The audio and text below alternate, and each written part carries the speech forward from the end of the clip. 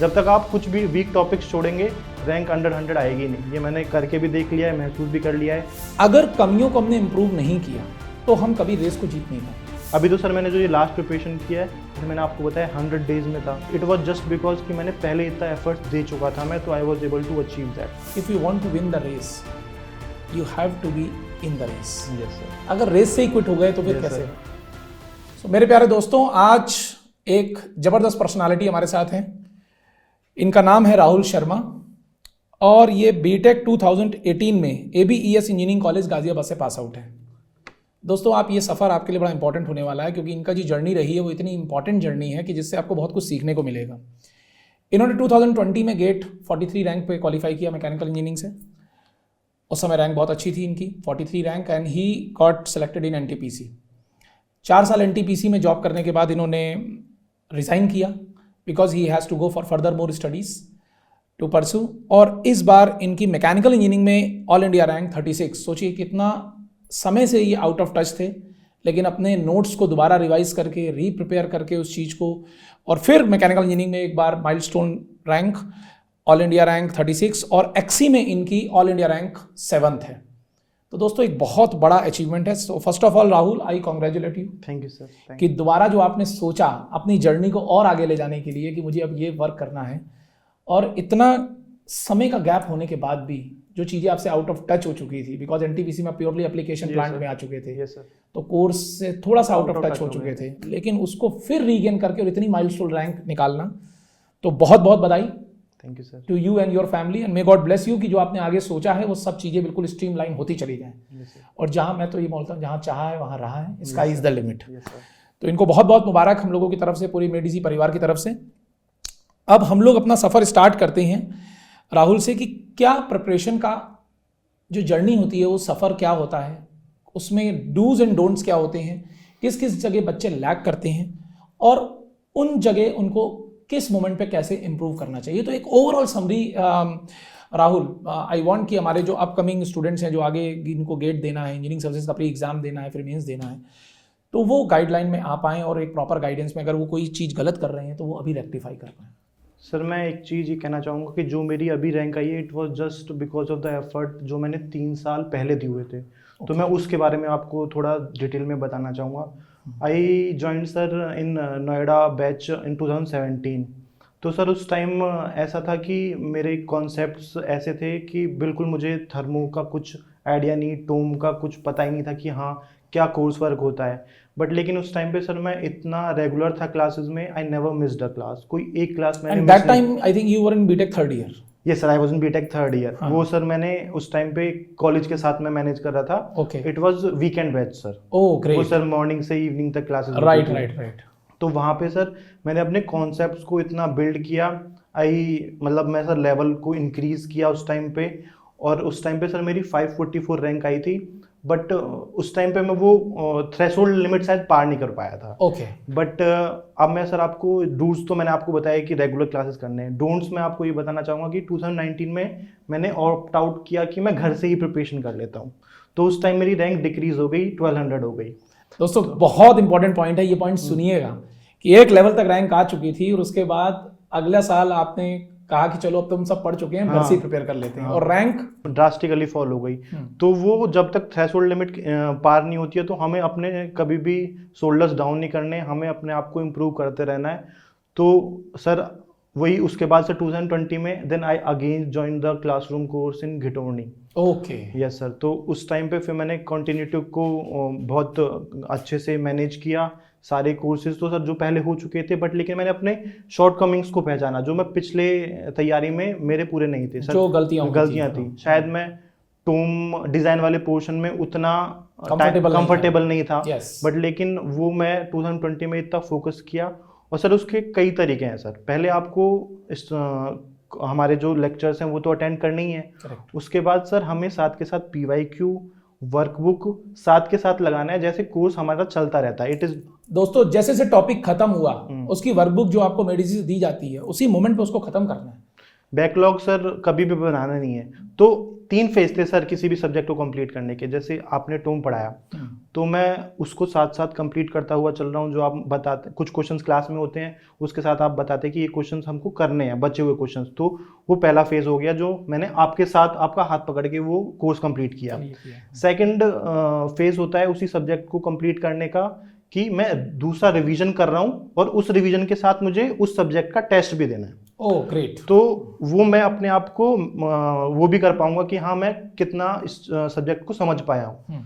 तो दूसरा फेज वो है। और जब एक रिवीजन भी कंप्लीट हो चुका है और मुझको ये भी पता चल चुका है कि मेरी शॉर्टकमिंग्स क्या है, तो कुछ टाइम बाद जब कुछ सब्जेक्ट्स कंप्लीट हो चुके हैं तो एक मल्टीपल टेस्ट होते हैं, उनको देना है। तो फिर हमको पता चल जाएगा कि मैं उस जिसमें मेरी शॉर्टकमिंग्स थी वो मेरी इंप्रूव हुई है कि नहीं हुई है। Correct. So it is a process of learning and finding the mistakes and rectifying them. तो ये सर एक प्रोसेस होता है दोस्तों। एक कोई भी टॉपर स्टॉक हम लोग करते हैं तो दोस्तों आप एक चीज को जरूर पहचानेंगे कि अगर कमियों को हमने इंप्रूव नहीं किया तो हम कभी रेस को जीत नहीं पाएंगे सर। जैसे मुझे 3 अटेम्प्ट लगे sir, but I was able to go from 544 again fall down to 1200 rank, then again reach the 43 rank।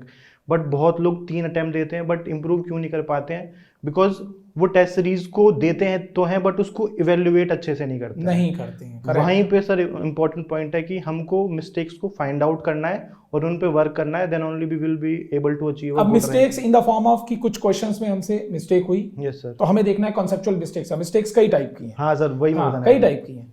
अगर किसी क्वेश्चन में हमसे कैलकुलेशन मिस्टेक हुई तो it means somewhere we are lagging behind virtual calculator. Yes sir. You know Rahul, अभी मैंने हाल फिलहाल में वर्चुअल कैलकुलेटर का एक वीडियो बनाया था। मतलब गेट का एग्जाम 1 महीने पहले देखा था सर। उसका एक एक बटन बच्चों को एक्सप्लेन किया था। अच्छा चलो मैंने तो किया because for that video was very normal to me कि ठीक है बच्चों को देख लेंगे जो बच्चे थोड़ा वर्चुअल कैलकुलेटर में सफर करते हैं। बट जो उस वीडियो में कमेंट्स आए, with comments I am in a position to know कि बच्चे एक एक बटन को लेके परेशान हैं कि अब उसमें क्या है, बच्चे एक्सेप्शनली स्लो हो जाते हैं। फंक्शन पहले लिखना है कि डिजिट पहले लिखना है वो नहीं पता होता है। वो बिल्कुल हमारे फिजिकल कैलकुलेटर से उल्टा है। वहां उल्टा है। हाँ। तो जिन बच्चों की प्रैक्टिस नहीं है they take more time in calculation in virtual calculator और उसमें उनका टाइम ज्यादा लग जाता है और कुछ ना कुछ क्वेश्चन मिस हो जाते हैं। सर वर्चुअल कैलकुलेटर में एक और चीज मैं कहना चाहूंगा कि लोग क्या करते हैं कि मोबाइल पे वर्चुअल कैलकुलेटर यूज करते हैं। हाँ। वो भी सर एक कमी है हमको, क्योंकि हमको वहाँ पे सर फिंगर्स से तो टाइप नहीं करना है, हमें वहाँ पे माउस से टाइप करना है। करेक्ट। तो हम उसको स्टार्टिंग फेज में मोबाइल यूज कर सकते हैं, but come the GATE 3 months पहले या 2 मंथ्स पहले we should start using the laptop पे यूज करें या करेक्ट। अब बहुत सही पॉइंट आपने, मतलब ये पॉइंट अभी तक किसी बच्चे ने नहीं बोला है टॉपर स्टॉक में। ये इतना इंपॉर्टेंट पॉइंट मतलब यू हैव हाईलाइटेड कि स्टूडेंट्स जैसे क्लास में तो चलो ठीक है हो गया, जो टीचर्स ने क्वेश्चन कराए उन्होंने वर्चुअल कैलकुलेटर जितना उनके पास था स्कोप वहां पर किया, लेकिन when they are going to solve workbook at their home, yes sir, कि घर पे जाके जो वर्कबुक है तो they must be having a device कि जिससे कोई डोंगल लगा के मोबाइल में भी हो जाता है, वो आता है उसमें पिन लगा के आप फिर माउस कनेक्ट करके उससे ऑपरेट कर सकते हैं। हाँ, डोंगल लगा देते हैं और उसको वो ब्लूटूथ आई थिंक होता है, वायरलेस होता है, वो माउस कनेक्ट कर सकते हैं। तो यू मस्ट डू प्रैक्टिस। देखो ये सारे पॉइंट ना बड़े इंपॉर्टेंट है, क्योंकि ये लास्ट डे में जब गेट के पेपर में आपके साथ होंगे ना फिर कोई उपचार नहीं उसका। इसका क्या है कि आप अगर 5 मिनट भी उससे बचा पाते हैं, you can do 2 extra questions and you can improve your rank by like 100 और 200 इन द फाइनल एग्जाम। तो दोस्तों this point to be noted, very important, क्योंकि वहां फिंगर से कुछ भी टच करने वाला पैनल नहीं मिलेगा आपको। बहुत बढ़िया, ये तो बहुत बढ़िया पॉइंट था। Any other thing if you want to highlight? Sir वही है कि हमको एक तो हमने कोर्स पढ़ लिया है, but revision is most important. At least कम से कम 2 रिवीजन तो सर हो ही जाने चाहिए हर कोर्स के।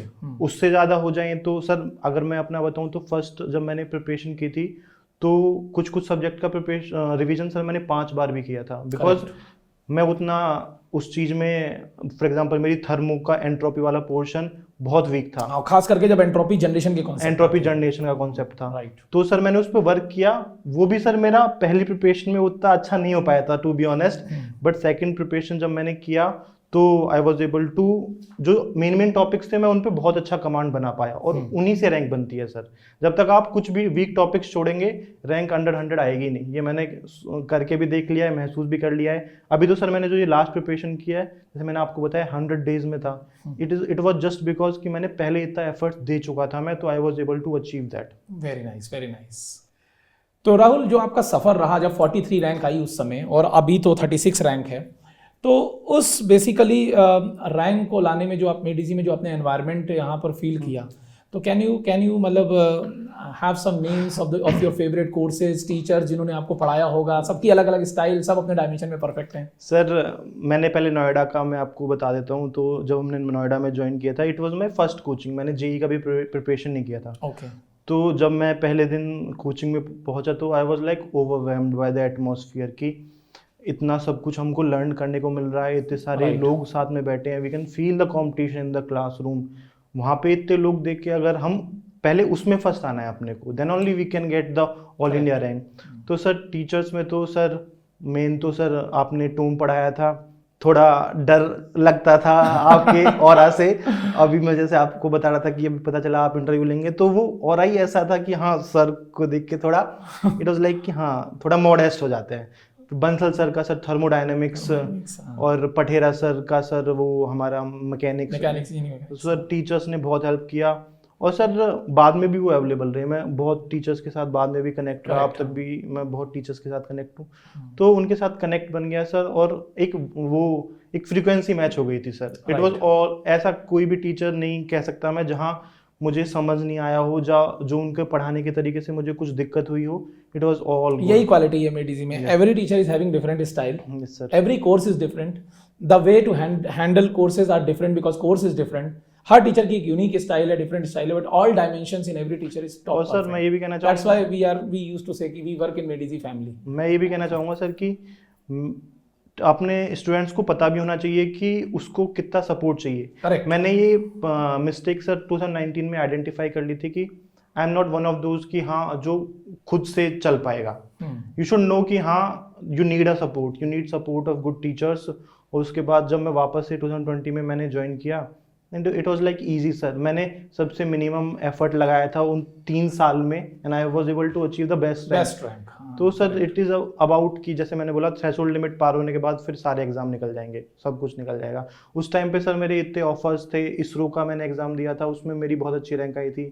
तो सर एक बार वही देखिए, आपने एक पॉइंट जो हाईलाइट किया ना कि प्रिपरेशन की एक थ्रेशोल्ड है। हाँ, मतलब एक पॉइंट है जहां तक बच्चे को पहुंचना ही पड़ेगा। एक बार वहां पहुंच गया, उसके बाद सारे एग्जामिनेशन निकलने शुरू हो जाते हैं। Yes sir. उससे नीचे अगर उसने कहीं पर भी लैगिंग बिहाइंड किया तो रैंक डिप हो जाएगी, जैसे परफॉर्मेंस डिप हो जाएगी, जैसा आपके साथ हुआ।